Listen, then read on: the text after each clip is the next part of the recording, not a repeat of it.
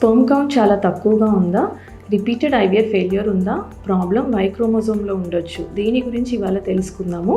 Hello అండి, నేను doctor Sindhu, fertility consultant at Hegde fertility. So అసలు వై క్రోమోజోమ్ అంటే ఏంటి? యూజువల్లీ మన అందరికీ 46 క్రోమోజోమ్స్ ఉంటాయండి. సో పురుషుల్లో 46 XY ఉంటుంది.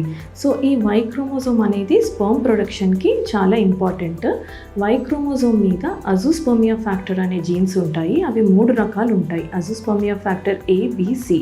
సో ఇవి మనకి స్పెర్మ్ తయారయ్యే ప్రక్రియకి చాలా ఇంపార్టెంట్. ఎప్పుడైతే ఈ వై క్రోమోజోమ్లో మైక్రో డిలీషన్స్ అంటాము, అంటే చిన్న చిన్న డిలీషన్స్ ఏమన్నా ఉంటే స్పెర్మ్ తయారయ్యే ప్రక్రియ డిస్టర్బ్ అవ్వచ్చు. సో దానివల్ల కౌంట్ తక్కువగా రావచ్చు, లేదా ఒక్కొక్కసారి కంప్లీట్గా జీరో కౌంట్ అంటే అజోస్పర్మియా కూడా ఉండొచ్చు. సో ఎవరికైతే జీరో కౌంట్ అండ్ రిపీటెడ్గా ఫెయిల్యూర్ అవుతుంది ఐవీఎఫ్ అంటే వాళ్ళలో ఈ why chromosome micro deletion test చేయడం తప్పనిసరి. సో మనకి ఈ టెస్ట్ చేసిన ద్వారా ఏ అజోస్పర్మియా ఫ్యాక్టర్ ఏది ఉంది కూడా తెలుసుకోవచ్చు.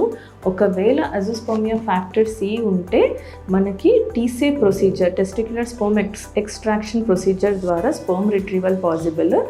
సో రిట్రీవ్ చేసిన స్పెర్మ్స్ తోటి మనం ఇక్సీ చేసుకొని ప్రెగ్నెన్సీ రావచ్చు. సో వై క్రోమోజోమ్ మైక్రో డిలీషన్కి టాబ్లెట్స్తో కానీ దేంతో కూడా క్యూర్ లేదండి. కానీ అజోస్పర్మియా ఫ్యాక్టర్ C ఉన్న వాళ్ళకి టెస్టిక్యులర్ స్పెర్మ్ ఎక్స్ట్రాక్షన్ ద్వారా స్పెర్మ్స్ రిట్రీవ్ చేసి ఇక్సీ చేయొచ్చు. దీని ద్వారా ప్రెగ్నెన్సీ ఛాన్స్ ఉంటుంది.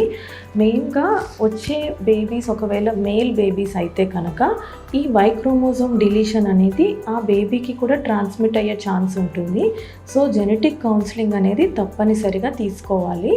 దీని ద్వారా మనం ఎర్లీ డయాగ్నోసిస్ చేసుకొని ప్రాపర్గా జెనెటిక్ అడ్వైస్తో ముందుకెళ్తే ఫర్దర్గా ప్రాబ్లమ్స్ అవాయిడ్ చేయొచ్చు. Thank you.